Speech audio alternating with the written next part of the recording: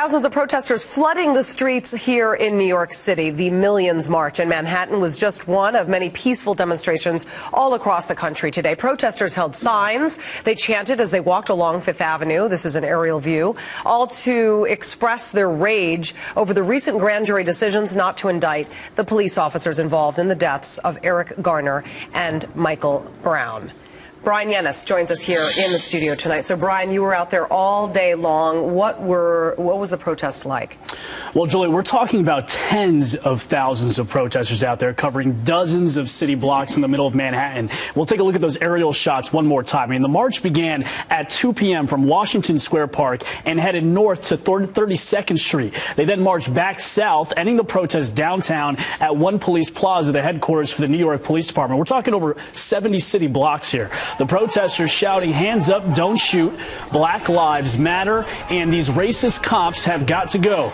Organizers calling today a national day of resistance. Specifically in New York, they're demanding an indictment of Daniel Pantaleo, the NYPD officer who killed Eric Garner, the creation of an independent prosecutor's office to handle cases of police misconduct, and the firing of NYPD Police Commissioner Bill Bratton. Now, leading the march, the families of victims of unarmed black men killed, including Ron Davis, the father of Jordan Davis, 17-year-old who was shot and killed by a white man for playing loud music at a Florida gas station.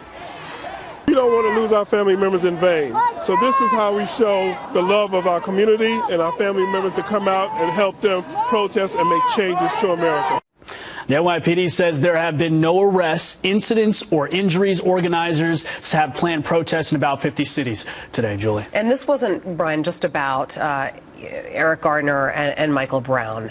There was a big message today, but organizers say that they want more than just reforms. That's right. So organizers say they want big reforms or big changes to a criminal justice system that they say is systematically racist. They point to mass incarceration of brown and black people, for example. Protesters were also out there today for Akai Gurley, who's a 28-year-old shot by an NYPD cop last month in Brooklyn, and Tamir Rice, the 12-year-old boy shot by police officers in Cleveland, Ohio, while holding a toy gun. They say investigations and new policies like adding police body cams are temporary solutions, band-aids, so to speak. They ultimately want reform that will stop the killings altogether.